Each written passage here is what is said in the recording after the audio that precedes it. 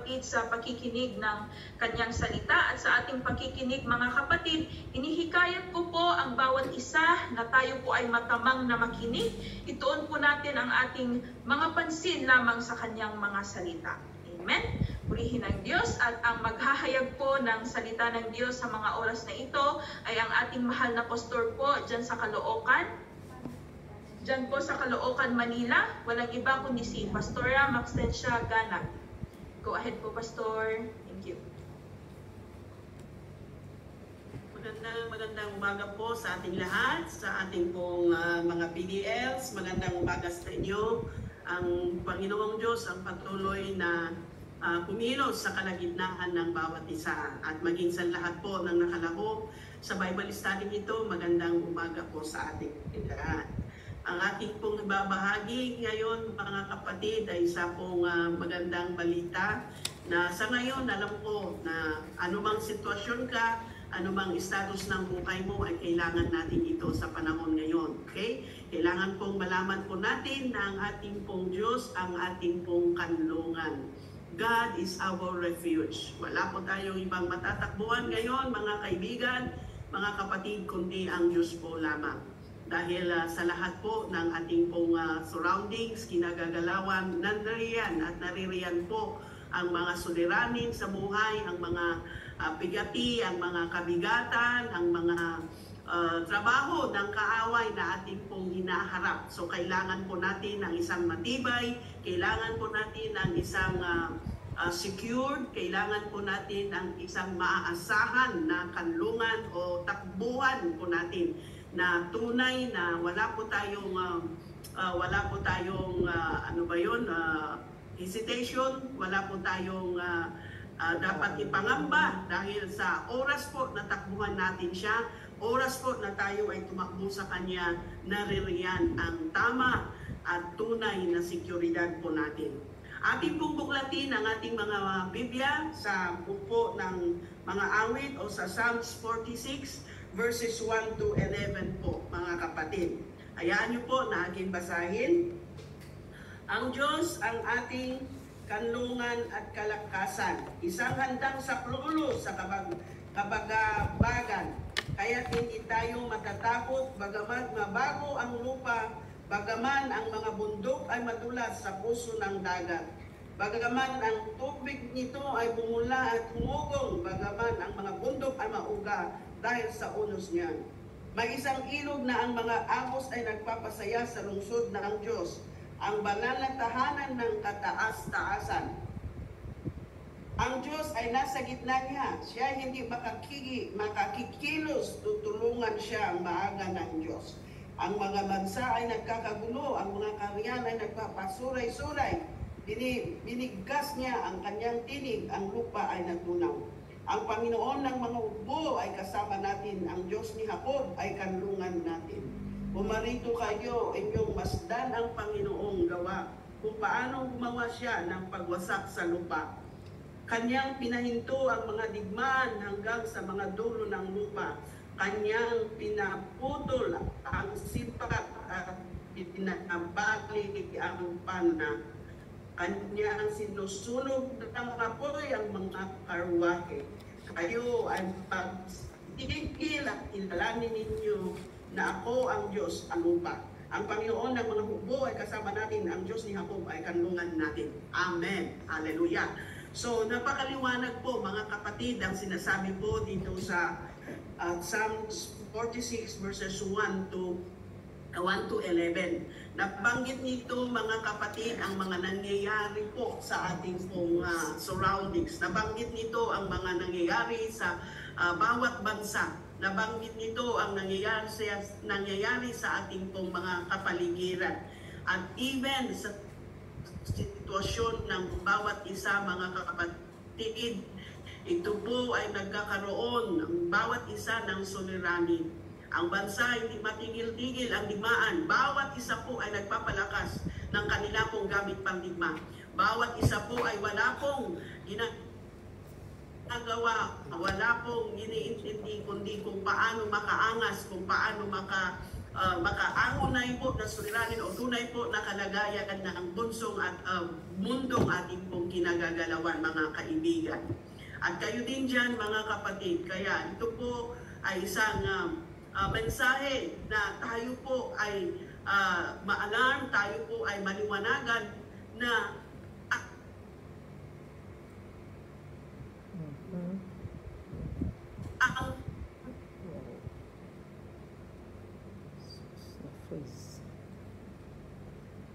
ang tunay talaga po na kalayaan, ang tunay na katahimikan, ang tunay na nakatimerong Kristo. Yung buhay na nandyan ang Panginoon sa buhay natin. Yung nasa malaya ka ng pera, hindi yung lahat ay kompleto. That is not the life that gives you a peace. Hindi po yan ang buhay na nagbibigay ng katahimikan, nagbibigay ng katiwasayan. Kundi ang buhay na nagbibigay ng katiwasayan, kasiguraduhan ay yung buhay na kay Kristo. And even ang tunay na liberty or tunay na kalayaan, mga kapatid, ay yung buhay na tumanggap kay Kristo. Buhay na nakasuko na sa may likha. Buhay na sumuko na sa gumawa sa Kanya. Ayon po sa ating pong nabasa, mga kapatid, ang sa piling po ng Diyos, nandyan po ang kanlungan, nandyan po ang kasiguraduhan. Nandyan po sa kalagitnaan yun, kahit ano po ang mangyayari sa kanyang surroundings, sa kanyang kapaligiran, siya po ay mananatiling ligtas, siya po ay mananatiling tahimik, mananatiling pong nakakover dahil ang Diyos niya ang siyang kumukup sa kanya. Amen po ba, mga kapatid? Kahit ang sabi po sa Psalms 23 verse 4, sa Psalms 23 verse 4, sabi po niya dito, bagamat ako'y lumakad sa libis ng lilim ng kamatayan, wala akong katatakutang kasamaan, sapagkat ikaw ay kasama ko, ang iyong pamalo at ang iyong tungkol, inaaliw ako ng mga ito. Anumang sitwasyon ang susuungin ng buhay na nakasuko na sa Kristo, nakasuko na kay Jesus, nakasuko na sa Panginoon, mga kapatid, wala siya pong kakatakutan. Even kamatayan. Bakit po, mga kapatid? Dahil ang tunay po na dapat katakutan natin, mga kapatid, ay yung ikalawang kamatayan. Ano po itong ikalawang kamatayan? Ito po ay yung life after death. Ito po yung saan pupunta ang iyong kaluluwa. Lahat po tayo, mga kapatid, wala pong magiging bato dito sa mundo. Lahat po tayo ay lalampas sa unang kamatayan. Ito yung pagkawala ng ating hinihinga. Dahil ang buhay po natin ay hiram po sa Panginoong Diyos. Hindi po natin matatakasan. Ang tao, ang kamatayan po ay hindi niya matatakasan. Ngunit ang pinaghahandaan po natin, mga kaibigan, ito pong Bible study, ang salita po ng Panginoon ay naibabahagi sa lahat ng dako ng mundo para po mailigtas ang ating pong kaluluwa. Na para po sa mga paghihirap, sa mga pighati, sa mga pasakit dito sa mundo, pagkatapos yun ay makakamtan natin ang buhay, makakamtan natin ang tunay na kaligayahan at ma-end natin o matatapos na rin ang mga pighati. Saan po natin ito matatagpuan? Doon po sa piling ng Diyos na may likha sa ating mga kaibigan. So ito po ang ating pong tinatarget, ito po ang ating pong vision, ito po ang ating goal na ang ating pong kaluluwa ay maligtas. Kung kaya't ito pong salita ng Panginoon ay naibabahagi po sa atin. Sa piling lamang po ng Panginoon tayo makakaligtas, sa piling lamang po ng Panginoon tayo makakatagpo ng tunay na katahimikan. Sabi po doon sa verse 1 na sapagkat ikaw ay kasama ko, ay yung pamalo at ang iyong tungkod. Hallelujah. Your rod and thy staff. Ano itong sinasabi nito? Ang salita niya. Bilang isang mananampalataya, bilang isang kaluluwa, o na sumuko sa Panginoon, sinuko niya ang buhay niya sa Panginoon. Hindi na po tayo ang nasusunod.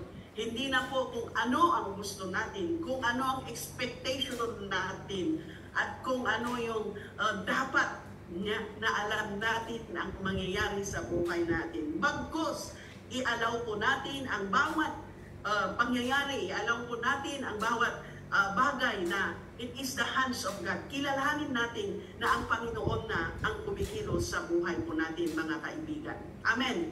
Kung ganun po ang pananaw natin na isang mananampalataya, there is no difficulty. Mawawala po yung mga suliranin, yung mga stress dahil sa alam po natin na God is in control of everything.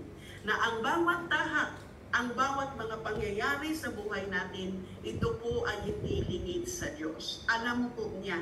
Kaya sabi po ng Psalmist, ni Psalmist David, na though I walk to the valley of death, kahit ako ay dumaan, lumakad man ako sa libis ng lilim ng kamatayan, wala akong kakatakutan. Bakit? Dahil alam niya, mga kapatid, alam niya na nandyan ang Panginoon na nakaagapay sa kanya. Alam niya na ang Panginoong Diyos, ang kanyang ima, ay nakayakap sa kanya. At kahit anong mangyari, mga kapatid, wala pong maaaring mangyari na hindi pa may pahintulutan ng Panginoon. Kaya nandyan yung ang tungkod mo at pabalo ang aking gabay sa sanggalang. Ang aking pong pagtahak, we need the word of the Lord. We need the promises of the Lord to make us strong para po magagawa po natin na malampasan, magawa po natin na maharap ang anumang challenges sa buhay po natin. Isa pa po, mga kapatid, sa verses 2 and sa verse 4 and 5 sa ating pong text, sa verse 4 and 5, sabi po dito na may isang ilog na ang mga agos ay nagpapasaya sa lungsod ng Diyos, ang banal na tahanan ng kataas-taasan. Ang iyong Diyos, ang Diyos ay nasa gitna niya, siya hindi makakilos, tulungan siya maaga ng Panginoon. Sa verse 2 and 3 ng Psalms 23, mga kapatid, sabi po dito na ang pinahiga niya ako sa luntiang pastulan, inaka niya ako sa tabi ng mga tubig na pahingahan, pinunumbalik niya ang aking kaluluwa, inaakay niya ako sa mga landas ng katuwiran, alang-alang sa kanyang pangalang. You see how good our God as a pastor, how good our Lord as a shepherd, na dinadaan po niya tayo, inilalagay po niya ang tayo sa mga luntian. Inaakay niya tayo sa nandoon yung katahimikan, tahimik na baptis, at pinanumbabalik niya ang kalakasan at pinapatnubayan niya tayo sa tamang daan.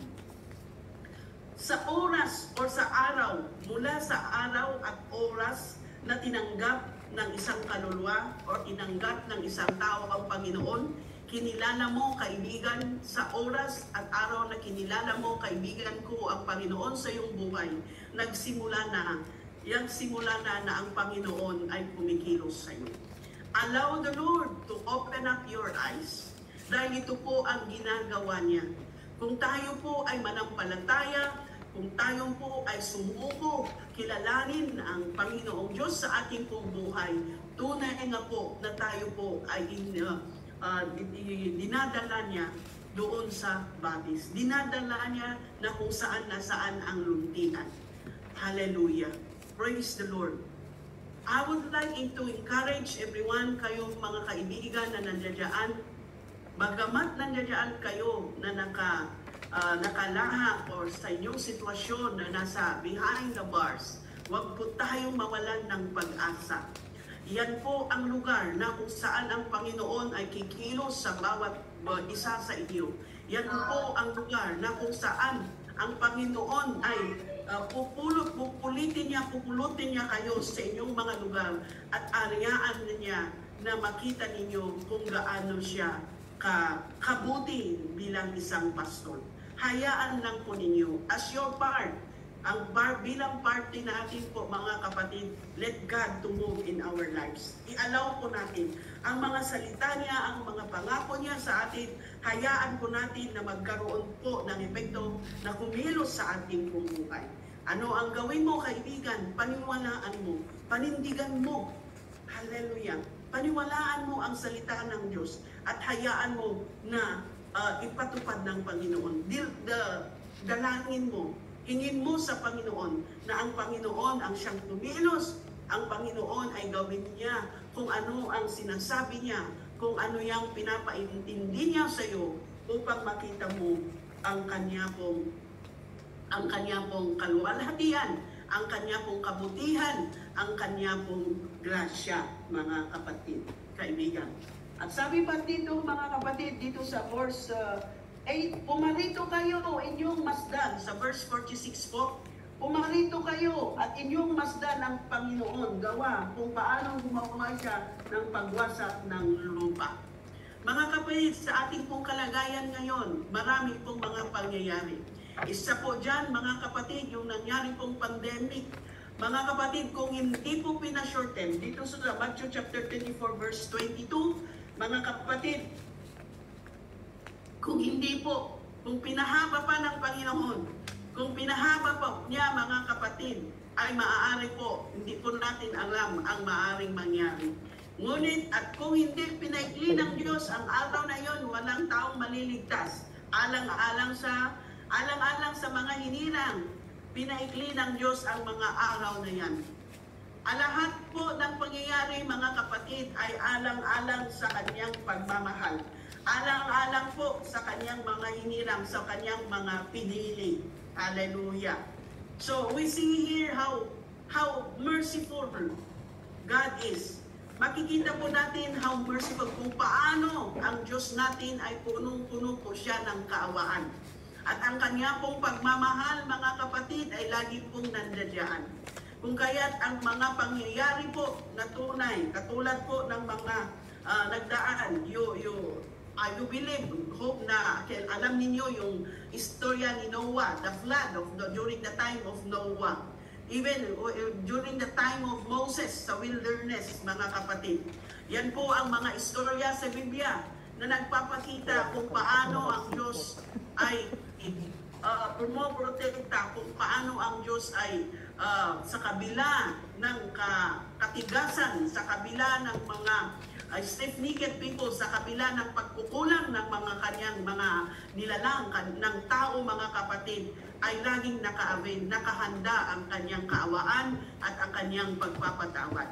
Na maging sa ngayon, mga kapatid, maging ikaw, maging ako, maging sa bawat isa sa ating mga kapatid, wala pong exemption. Ang kaawaan ng Panginoon ay nakahanda po.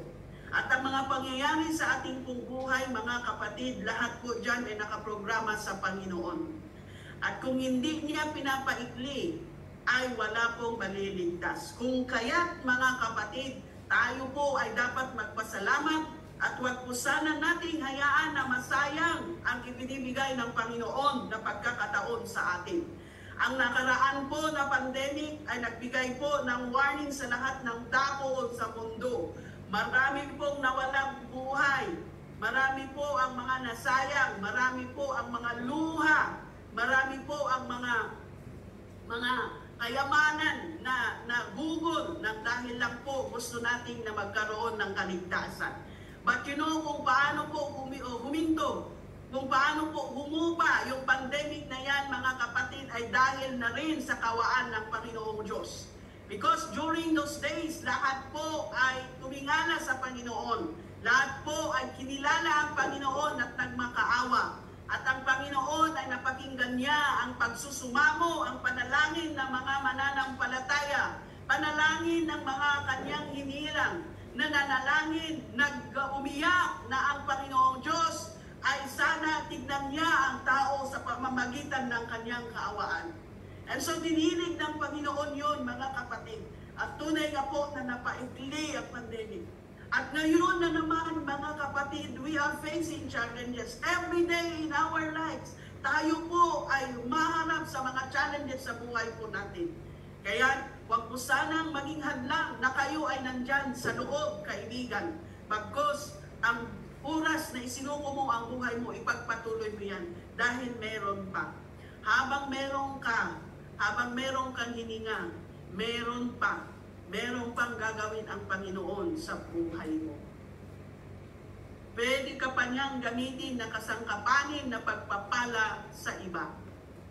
Pwede ka pa niyang gamitin na daluyan ng kanyang pagpapala. Ipagpatuloy mo lang, kaibigan, na kumapit sa kanya. At alam ko ang sitwasyon ng bawat isa. Nagnanais po tayo na makalaya. Nagnanais po tayo na sana'y ma-end na o matapos na ang ating mga cases. But God is in full control. Let the Lord move you. Hayaan po natin na ang Panginoong Diyos ay kumilos sa buhay mo, kaibigan, dyan sa loob. Hayaan mo na makita mo ang kanyang kaawaan. Ang Panginoon po ay nangako na siya ang ating pong kanlungan. Siya ang tunay at seguridad o tunay na maaasahan po natin na makahanapan natin ng katahimikan at tunay na kagalakan. Maging ang inyong mga pamilya, hayaan ninyo, let the Lord aagos ang pagpapala din ng Panginoon sa inyong mga family. Maraming salamat at sana po ang mga pagkakataon na binibigay ng Panginoon sa inyo para pa po makapakinig kayo sa kanyang salita ay huwag po sanang masayang, bagkus ay tunay nga po na tumimo sa ating mga isip at puso. Buksan natin ng lubusan ang ating pong buhay at hayaan po ang Panginoon na kumilos sa atin. Maraming salamat mga kaibigan at hayaan niyo po na pangunahan po kayo sa isang panalangin. Lahat po tayo ay taas ang ating mga kamay at tayo po ay manalangin. Ama, maraming salamat, O Lord God, sa inyong pong kabutihan. Maraming salamat sa inyong pong pagmamahal. Maraming salamat sa inyong pong kawaan at maraming salamat sa inyong pong pangako. Tunay nga po na ang bawat isa na manalig at manampalataya sa inyo ay hindi niyo po papabayaan. Bagkus inyong buksan ang kanilang mga mata at makita kung paano kayo magmahal, kung paano kayo magbuhos ng inyong kaawaan.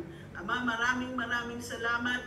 Hinihingi ko ang bawat isa, Panginoon, na tulungan niyo po kung paano manalig, kung paano manampalataya, at kung paano pa, Panginoon, na isuko nila ang lahat-lahat sa kanila, ang buhay sa inyong Panginoon. Nananalig kami, Panginoon, na patuloy niyong ipuwi ng bawat isa. At maraming salamat, O Lord, na patuloy niyo na gabayan ang bawat isa po sa amin.